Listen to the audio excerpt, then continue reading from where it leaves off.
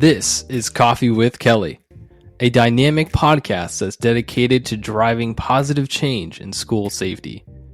I'm your host, Ethan Woodman, Product Marketing Specialist for Crisis Go, and I'm joined by my esteemed colleague, Kelly Moore, Senior School Safety Specialist for Crisis Go. Our mission is to empower you with essential knowledge, tools, and inspiration required to foster a safer and more secure school environment. We hope this podcast will be the catalyst for transformation in your schools. Join us as we continue to dive into the world of school safety. Good morning. Hope everyone is doing well. Summer's over for us. We're all back in school. And you'll notice that Ethan is not here. I'm Kelly Moore with Crisis Go, but Ethan is not here because he's on paternity leave. So congratulations to him and his wife as his family grows. Everyone's doing well, I hope.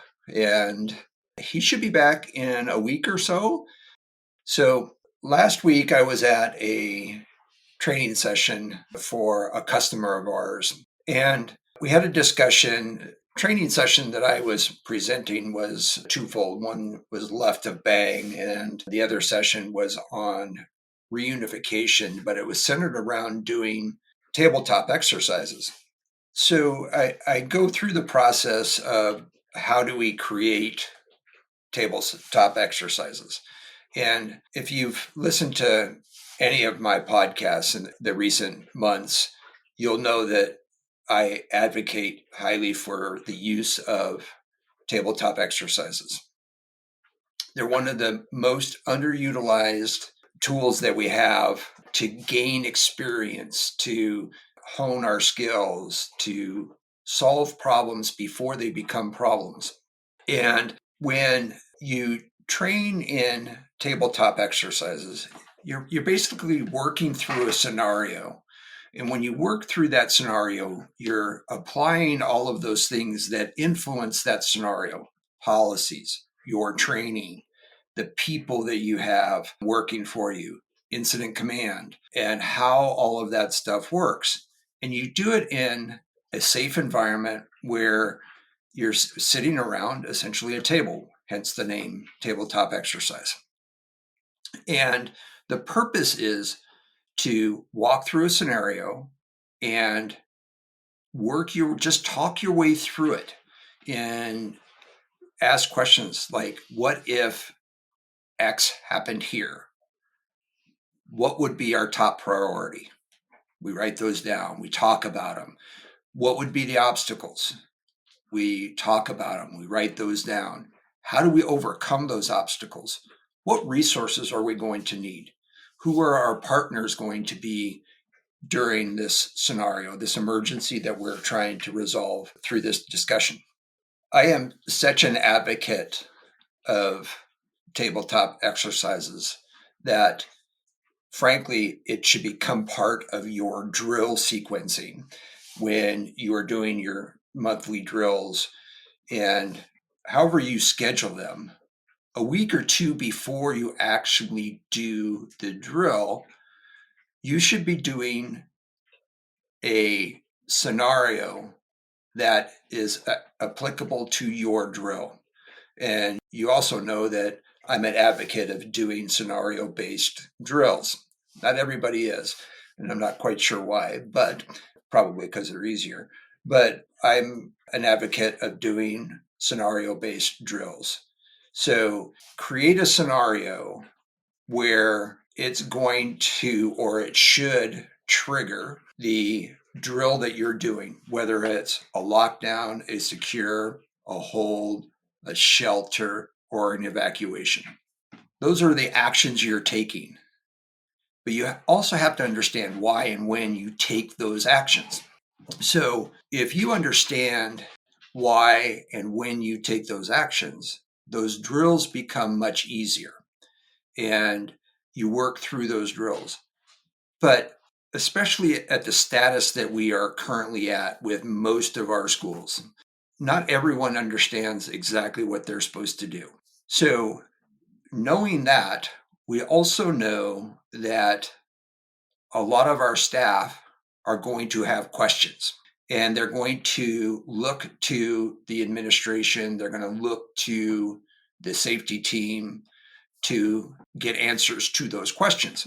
If we understand that, and we work back a couple of weeks before the actual drill, let's say we're going to do a drill in the third week of September. The first week of September, we would be looking at a tabletop exercise. So get the primary administrators who are going to administer the drill. Go to a conference table, sit around the table, and talk about the drill. Look at what that scenario is that you've created for your drill. Let's say it's a fire drill. We're going to have a fire drill. The scenario might be that a fire started in a mechanical closet where your electrical supply is, and maybe the janitor cohabitates there and uses it as his supply closet. There's lots of things that could happen there, right? So you have the report of a smell of smoke, or you see smoke coming from this mechanical closet. That's your scenario. How do you work your way through that? So you start asking questions. Okay, so we get a report. What do we do? What's the first thing that we should be doing? Probably looking to evacuate the building. So we evacuate the building. We pull a fire alarm. We hit the alert on crisis go, evacuation, fire. Then what?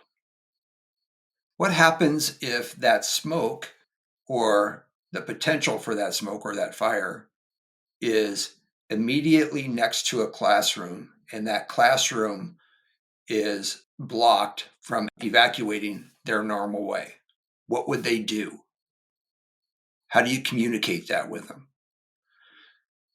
What are you telling the fire department when you call 911 or you're talking to dispatch or what have you? Where do you want them to go? How do you want them to enter the building? Where do you want your people to go? Where do you want them to assemble outside? Usually there's a standard assembly area, maybe the playground, maybe a football field, that kind of stuff.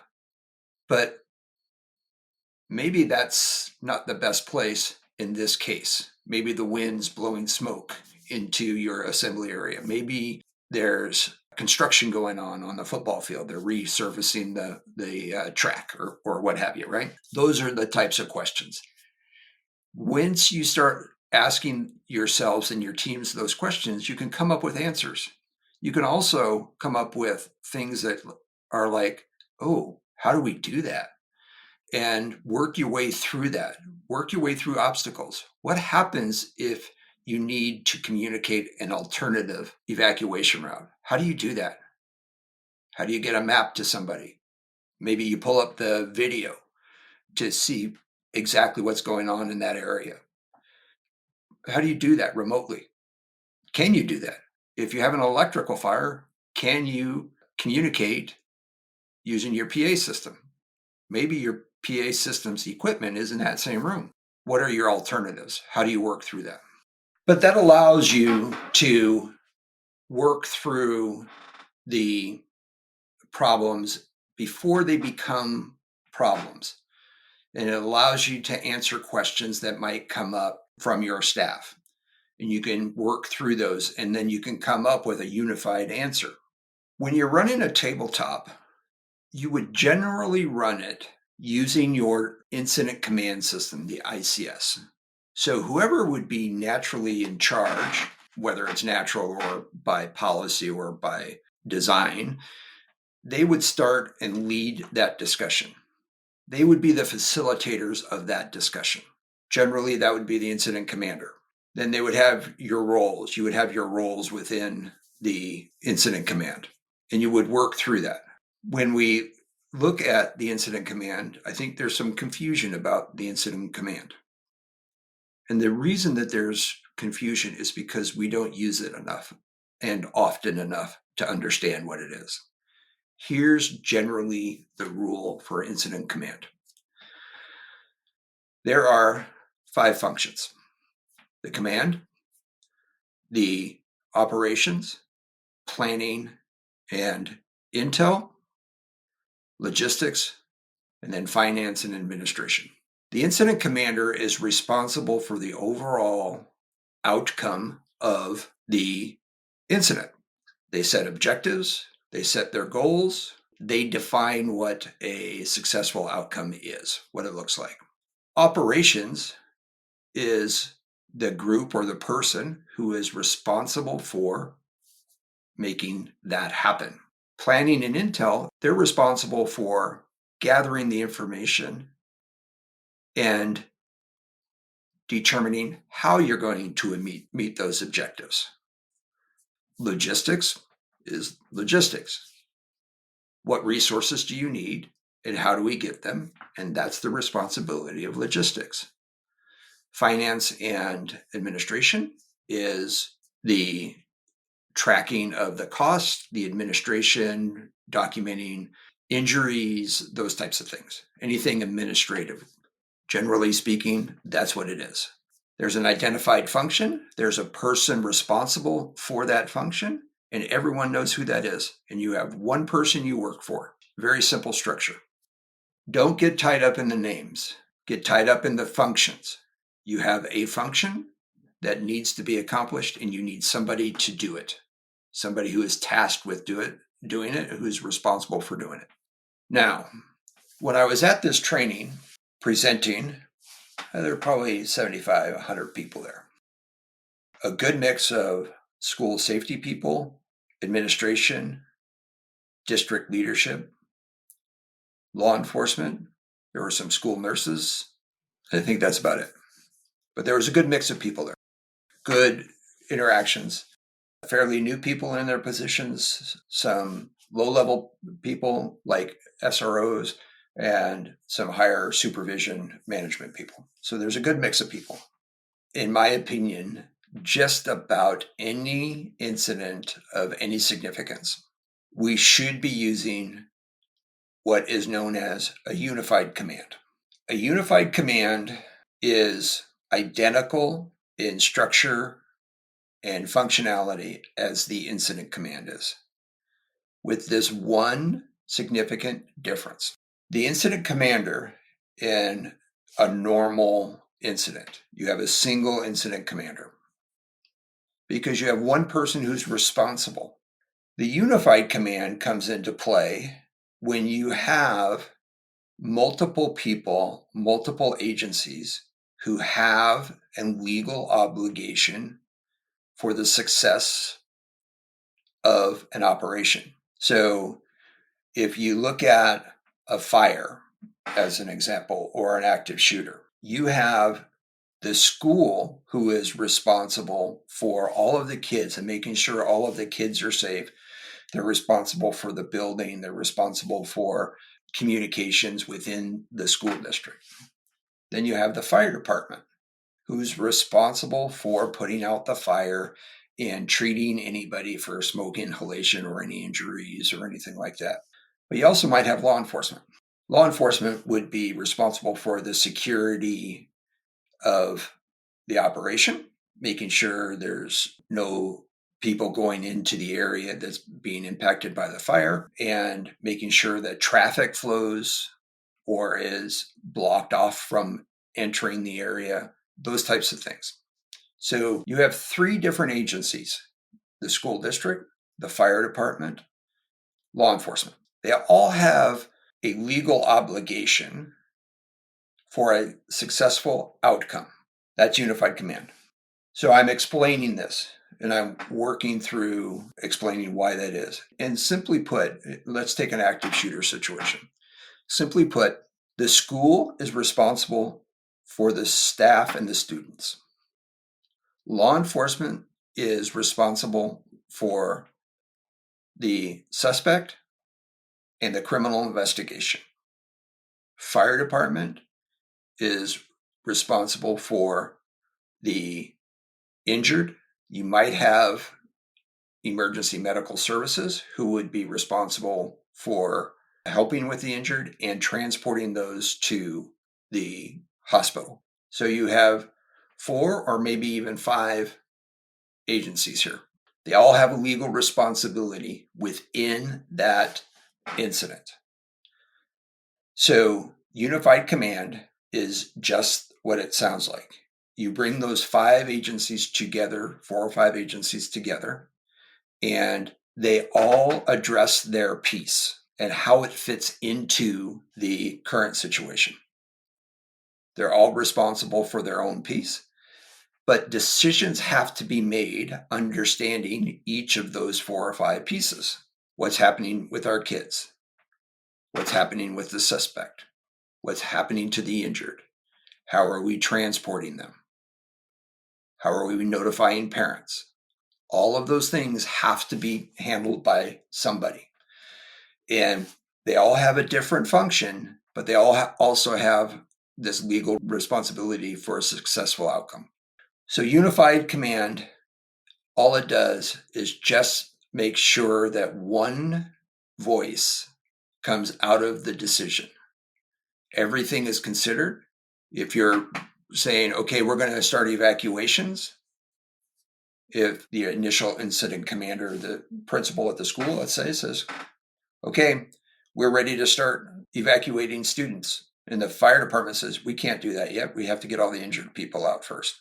Well, then the police officer says, well, we can't do that until we make sure we have the suspect isolated and no longer a threat. So now we're setting priorities. Who has the priority? Law enforcement does right now. So law enforcement's, they're going to hold off, but then they're going to start getting ready for things to happen, right? So it's the discussion. And when this discussion, then we have a plan. We set our priorities together. Nobody's working by themselves. Nobody's overpowering somebody else.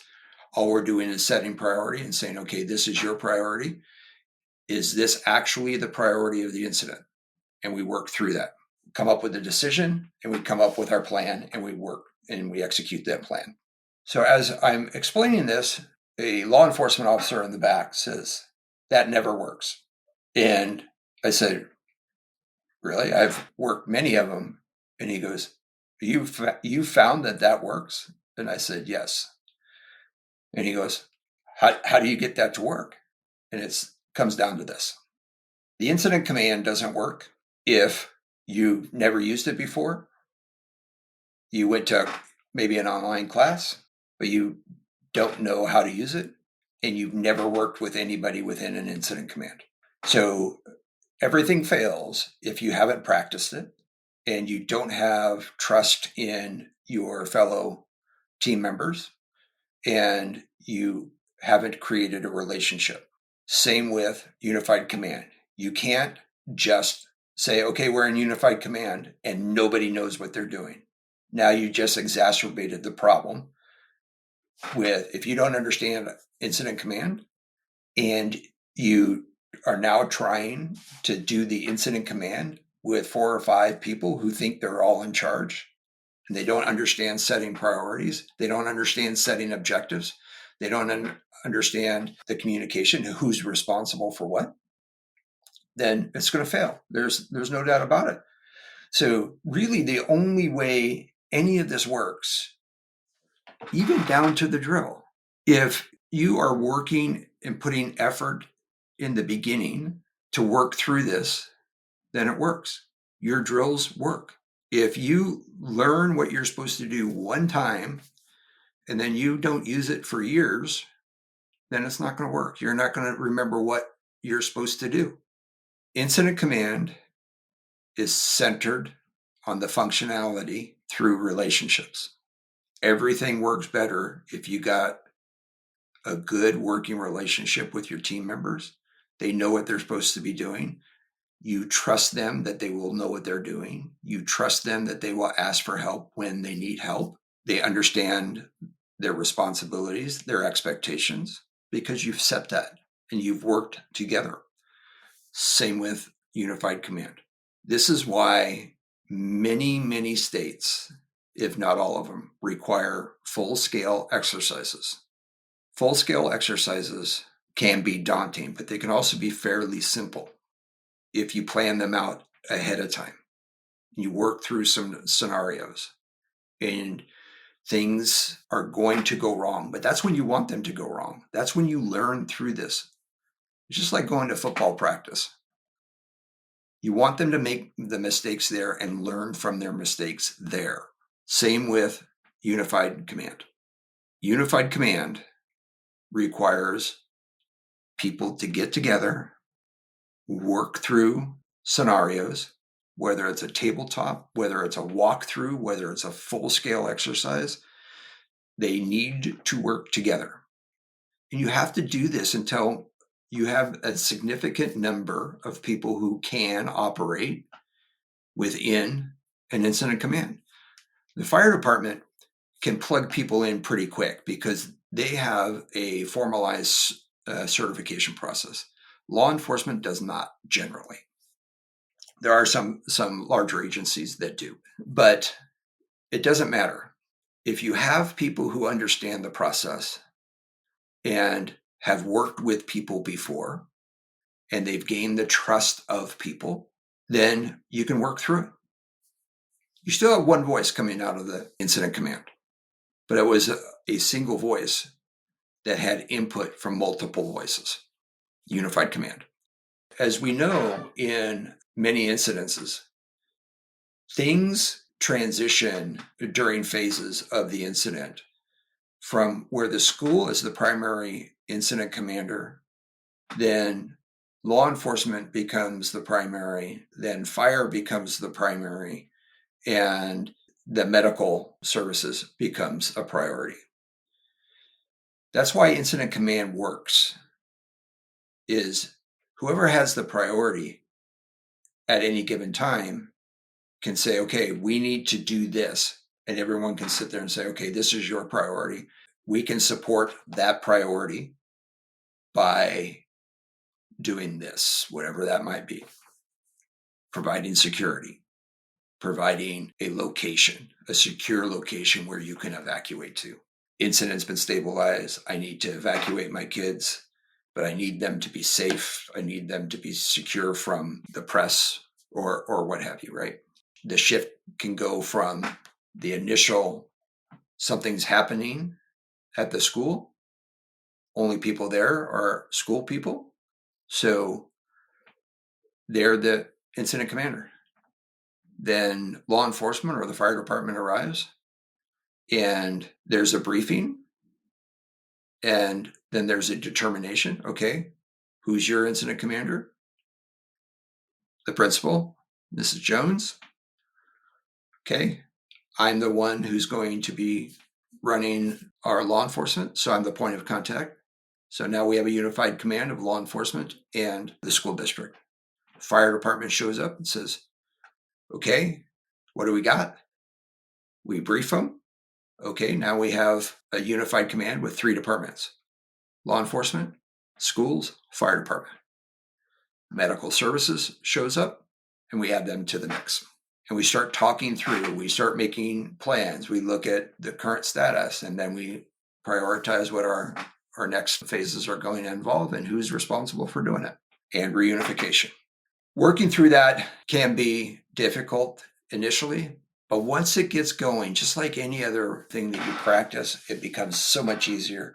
And it's much easier when it's game day if you practice beforehand. Game day is the day of the incident. The day of the incident, it can either be a sort of bad day or a horrific day. If you do everything correct in an active shooter situation, as an example, it's a horrific day. I don't care how good you manage it. But you can make it a lot worse if you haven't managed it properly, if you haven't practiced beforehand. Look at it like a football game. You can't expect to win the championship if you don't practice. You can't expect to win the next week's regular season game if you didn't practice all week. You can't expect it. Put in the effort first. Figure it out, and people would be much better. Your incident would be much better run, managed, and make a very, very bad situation as good as it possibly can be. Back in the day, we recognized in law enforcement, fire departments, we recognized that the way things were being run and managed was causing trauma. There's a lot of effort to decrease the potential trauma during an incident. If you have a significant incident, it doesn't matter what type of incident it is, it's going to cause a significant amount of trauma. But if you don't do it correctly, that trauma that is going to be experienced is going to be exponentially worse. If you manage that incident as best as it possibly can be, you will decrease the amount of trauma experienced. There is no other way to put it. I hope this helped. If you have any questions about unified command or incident command or tabletop exercises, please reach out to me. I'd be happy to answer those questions. And I hope your school year has started off well, and I hope you're experiencing all of the joys of the new beginning. If you enjoyed today's episode, please like, subscribe, and hit that notification bell. And if you have any questions about what we discussed, leave a comment on our website at crisisgo.com. Thank you for joining us today, and we'll see you next time on Coffee with Kelly, a discussion on school safety.